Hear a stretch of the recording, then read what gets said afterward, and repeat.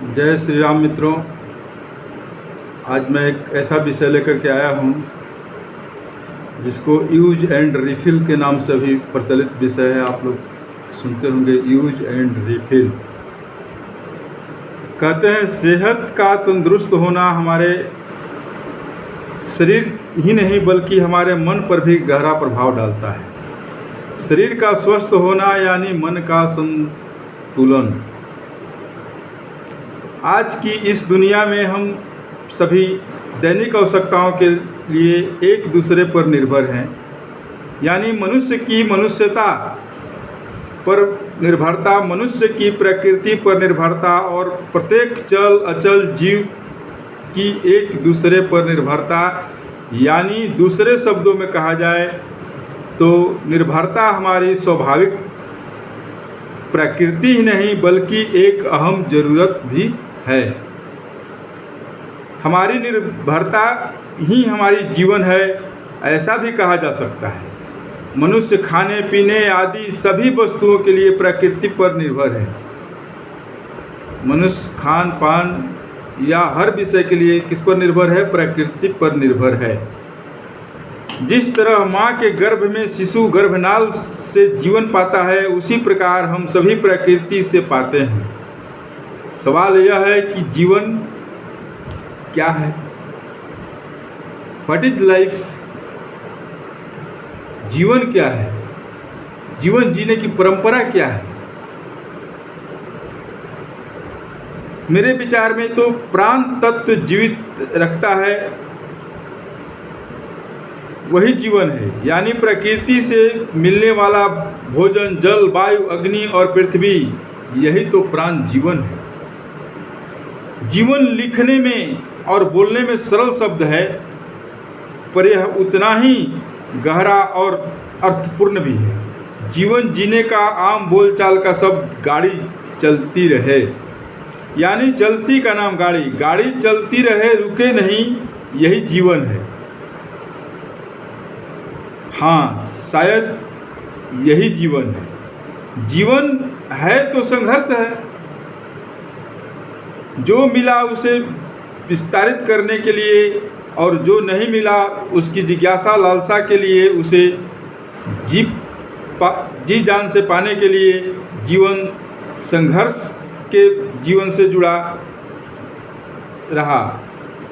तब भी जब आदमी था और आज भी जब आधुनिक है, समय के साथ संघर्ष का रूप भी बदला।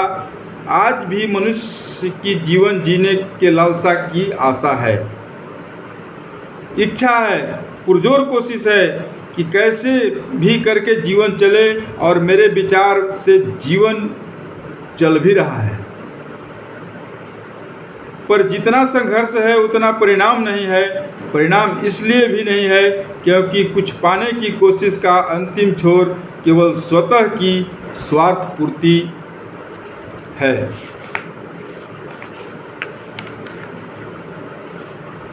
केवल स्वतः की स्वार्थ पूर्ति ही है, इसके अलावा कुछ भी नहीं। स्वार्थ होना और उसकी पूर्ति करना यह प्रकृति का अहम हिस्सा भी है। मनुष्य भी प्रकृति से ही जुड़ा है, जो स्वार्थ का होना आवश्यक है। स्वार्थ का मतलब लेना या देना नहीं। आपके लिए किसी ने कुछ किया और बदले में आपने भी उसके लिए किया,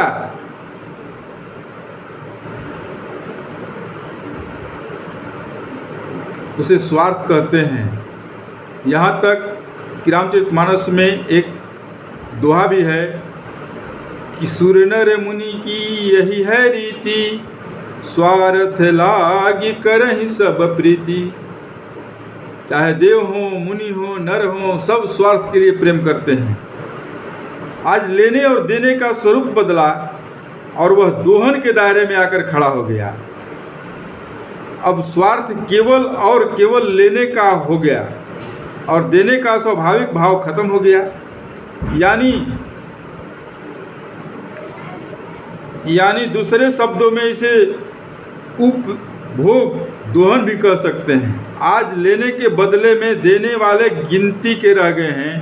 हम प्रकृति के करीबी नहीं हैं, हम शायद स्वावलंबी हो गए, इसलिए देकर क्या करना।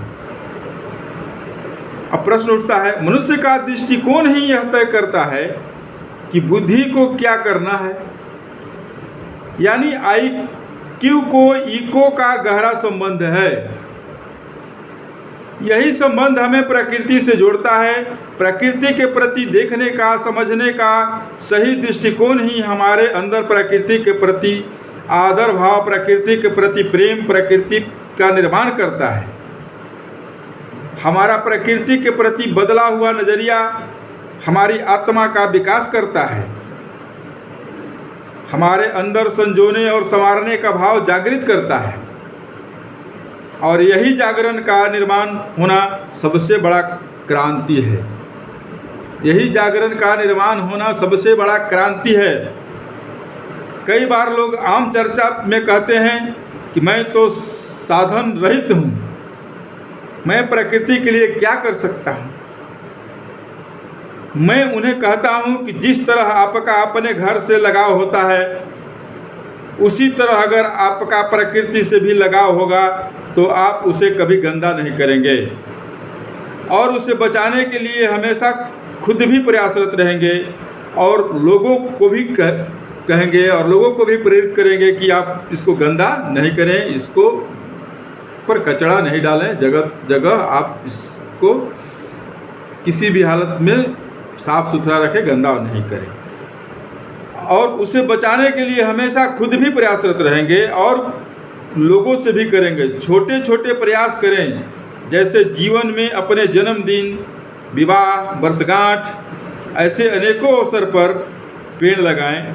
अपने घर में पानी बचाने और संग्रह करने के प्रयास करें।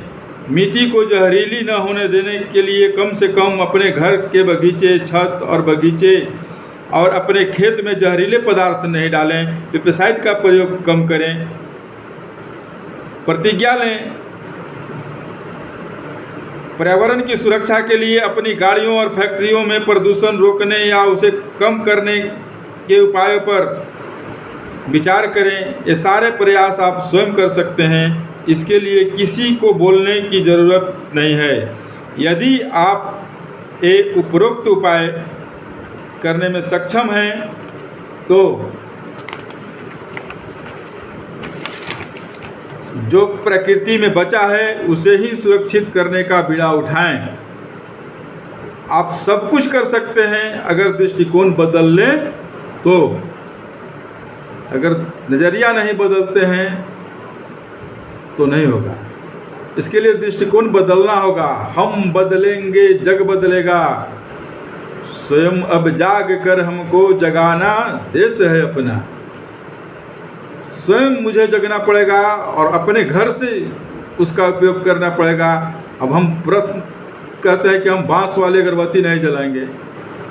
किसके लिए कहते हैं? सबसे पहले अपने घर से हम नहीं जलाएंगे।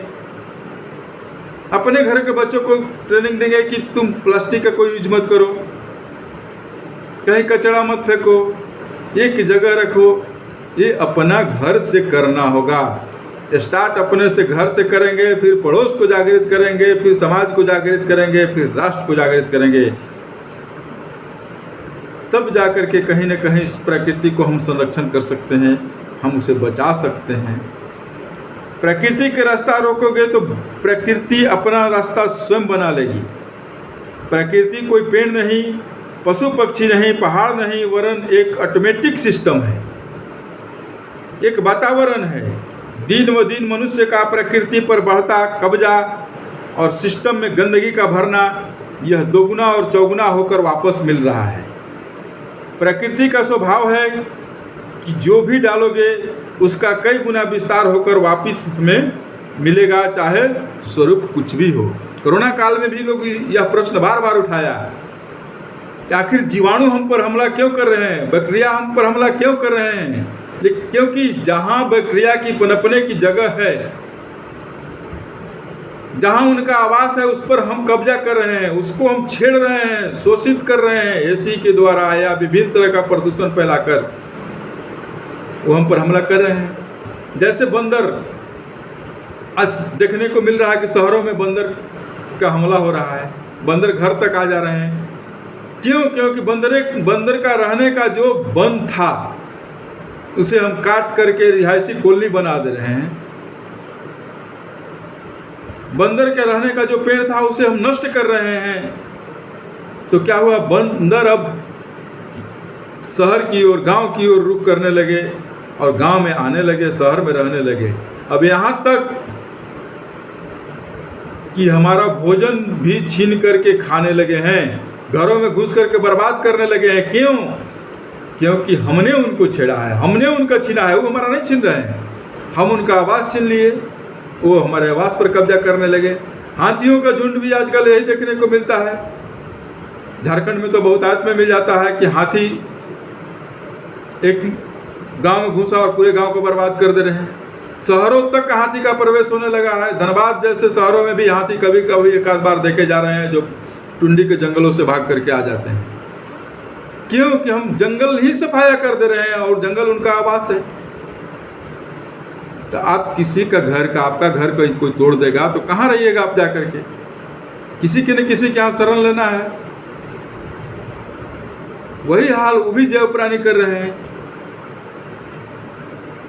आज कोरोना की बीमारी में एक चीज़ बहुत गहन विषय सोचने को मिला कि हम तो यज्ञ हवन करना छोड़ दिए तो पर्यावरण प्रदूषित हुआ। अब उस पर्यावरण में हम जो यज्ञ हवन और करते थे, जो अपना धर्म में बंधा हुआ था कि इससे देव का भोजन होता है, इससे ऋषि का भोजन होता है, लेकिन उससे जो ब्रह्मांड में रहने वाले अनेक जीव हैं वो पोषित होते थे, हम छोड़ दिए। उनका भोजन तो बंद हो गया। अब वो भोजन लेने के लिए, क्योंकि वो तो परजीवी हैं, अब वो हमारे शरीर पर आक्रमण करने लगे। कोरोना, डेंगू, चिकनगुनिया जैसे भयानक रोग हमारे पास में आने लगा। कहने का मतलब है मित्रों, इतना हमको बताने का मतलब है कि पर्यावरण को सुरक्षित रखें, प्रकृति को सुरक्षित रखें, तब आप वापस सुरक्षित रहिएगा। हम किसी को छेड़ेंगे या प्रकृति को जितना देंगे, अभी मैंने दोहराया कि जितना प्रकृति को देंगे उसका 4 गुना मिलता है। जो लोग हम सेवा भावना में भी कहते हैं कि किसी का मदद कीजिए, किसी भी गरीब का मदद कीजिए, वो आपको 4 गुना देता है। समाज आपको मदद कर दिए, समाज आपको 4 गुना लौटाता है। उसका भाव बदले रहते हैं। आप आर्थिक मदद किए हैं, वो किसी की जरूरत में मदद करेगा, लेकिन करता तो जरूर है। आज समय है कि अपने छोटे से दायरे से बाहर निकलकर चारों ओर देखने की ज़रूरत है, सोचने की ज़रूरत है, स्वयं समझने और समझाएं, खुद बढ़ें और लोगों को भी सहारा दें। गहरी नींद से उठो, जागो और सोचो कि क्या खोया है और क्या पाना है। हमने आनंद खोया, हंसी खोई, चिड़ियों की चहचहाट खोई, स्वास्थ्य खोया और भी बहुत कुछ जो यहाँ नहीं बता पाते हैं सब खोए। हो सकता है कुछ और भी हो। आज अपनी जड़ों और लौटने की आवश्यकता है। जो हमारी पौराणिक पद्धति थी, जो हमारी वैदिक संस्कृति थी, उसके तरफ लौटने की आवश्यकता है, उसको अपनाने की आवश्यकता है। हो सका जो हमसे भूल हुआ, जो लिया उसे लौटाओ और जीवन बचाओ, नहीं तो जीवन बचाना मुश्किल हो जाएगा। पैसे हमारे पास में अरबों रुपया रहेंगे, लेकिन पानी नहीं मिलेगा। और कई शहर तो आज ऐसा हो गया है जहाँ की अटलिकाएँ बहुत बनी हुई है, 17 मंजिल, 18 मंजिल, 20 मंजिल, लेकिन उसमें पानी नहीं है। उस शहर का में भूगर्भीय जल समाप्त हो चुके हैं। 2030 तक वैज्ञानिक आंकड़ा है कि हम पानी के बिना तरस जाएंगे अगर हम खुद नियंत्रण नहीं किए तो। मित्रों, यह डराने की बात नहीं है। यह बात है कि हम जागरूकता फैलाएं और लोगों को जागरूक करें कि हमको जल बचाना है, हमको जीवन बचाना है। आज छोटे छोटे गुटखा के कोने,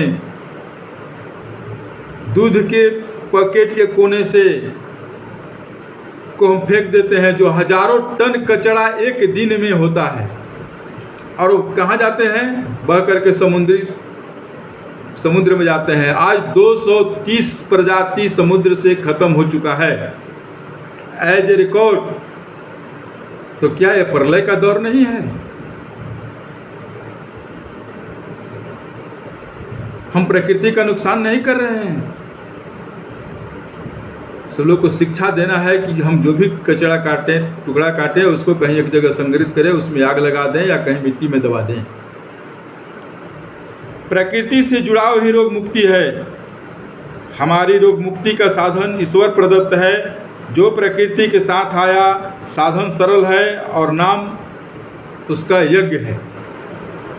प्रकृति के बचाने के लिए सब कुछ करें, पर प्राण के चेतना देने के लिए, ऊर्जा के लिए स्वतः प्रयास करें।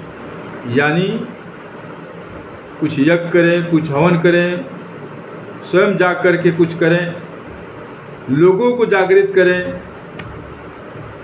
कि ये पर्यावरण को बचाने के लिए एसी का उपयोग कम करें, बिजली की खपत को कम करें। आज लोग कहते हैं सोलर सिस्टम लगा लीजिए, बिजली का उपयोग कम होगा, लेकिन सोलर सिस्टम लगाने से हमारी एनर्जी का उपयोग कहाँ कम हो रही है? बात तो आ रहा है यहीं।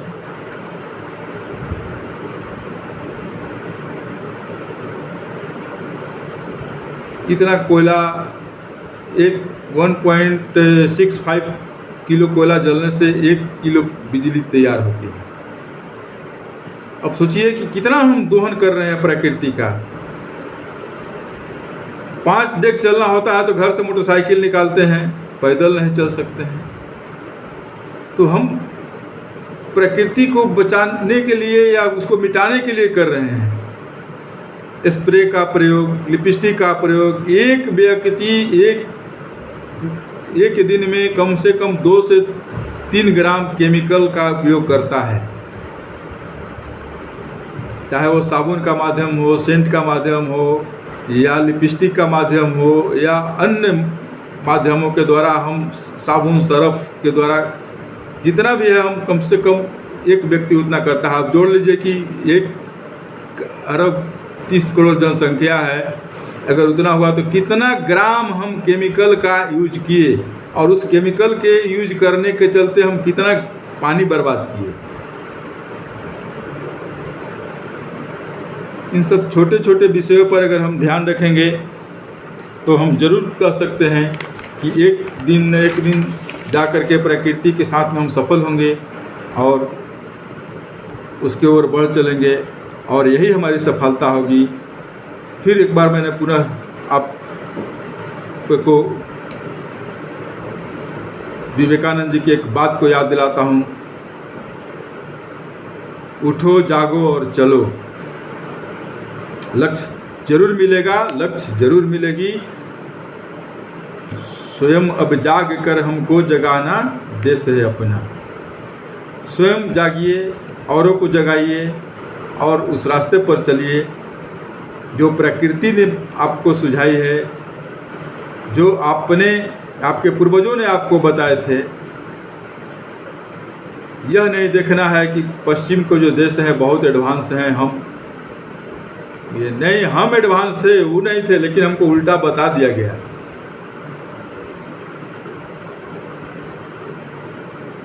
स्वयं को जांचें, स्वयं को परखें, अपना वैदिक इतिहास देखें। आज के इतिहास पर कोई भरोसा मत कीजिए, क्योंकि आज का इतिहासकार, आज का मीडिया, आज के अलग अलग लोग उसको तोड़ मड़ोड़ करके पेश कर रहे हैं जो वास्तविक में है ही नहीं। अपना वेद इतिहास है, अपना पुरान इतिहास है, उसको देखिए और उसके बताए एक एक कदम पर चलिए, क्योंकि अपना जितना भी वैदिक संस्कृति है, धर्म है, वो कहीं न कहीं विज्ञान के द्वारा मान्यता प्राप्त है। विज्ञान के द्वारा ही करके धर्म में बांध दिया गया है। जैसे एक आपको उदाहरण मैं दे रहा हूँ। श्राद्ध के टाइम में हम लोग क्या करते हैं, कौवे को भोजन कराते हैं। क्यों? हमारे पितर को मिलेगा। लेकिन हमारे पितर जानते थे इस बात को कि कौवे हैं, तब यहाँ पीपल और बड़ का पेड़ या कुछ इस टाइप का पेड़ जिंदा हैं, क्योंकि उनका पूरा प्रोसेसिंग कौवे का पेट में होता है और उसी टाइम में कौवे का ब्रीडिंग का टाइम, बच्चा देने का टाइम होता है जब श्राद्ध की मरी टाइम होती है। तो हम उनका पोषण करते हैं, और क्योंकि हम जानते हैं कि अगर पीपल के वृक्ष नहीं रहेंगे तो हम नहीं रहेंगे, ऑक्सीजन जब समाप्त हो जाएगा तो 1 सेकेंड भी नहीं रह सकते हैं, या पृथ्वी कठोर हो जाएगी, जल सूख जाएगा, आपका शरीर का हर कोशिका मर जाएगा। आप सोचते होंगे कि 1 सेकेंड तो हम श्वास रोक करके रह जाएंगे, लेकिन ऐसा होता नहीं है। उतने देर में पृथ्वी पर भूचाल आ जाएगा। इसलिए मित्रों, आप लोगों से आग्रह है कि जितना ज़्यादा से ज़्यादा हो सके स्वच्छ रखें, प्लास्टिक से बचें। प्लास्टिक रोज़ हमारे घर में भूत की तरह आता है। लोग बोलता है कि भूत देखे हैं, लोग कहता है कि नहीं, लेकिन भूत हमारे घर में रोज़ आता है, और वो है प्लास्टिक, और वो मृत्यु तक पहुंचाने का कारण है। इसलिए उससे बचें, पानी को बचाएं और पृथ्वी को हरित रखें। 3 P, तब जीवन रहेगा, तब हम रहेंगे, तब आप रहेंगे, तब हमारी मुस्कुराहट रहेगी, तब हमारे बच्चे मुस्कुराएंगे, आगे आने वाली पीढ़ी मुस्कुराएगी। नहीं तो बहुत दिन दूर नहीं कि हम भी रोएंगे, आप भी रोएंगे, और फिर उस दिन पछताने से कुछ नहीं होगा। इतना कहकर मैं अपने वाणी को विराम दे रहा हूँ, और सर्वे भवन्तु सुखिनः, सर्वे सन्तु निरामया, सर्वे भद्राणि पश्यन्तु, मा कश्चित् दुःखभाग् भवेत्। ओम शांति शांति शांति। भारत माता की जय। जय माँ भारती। हर हर महादेव।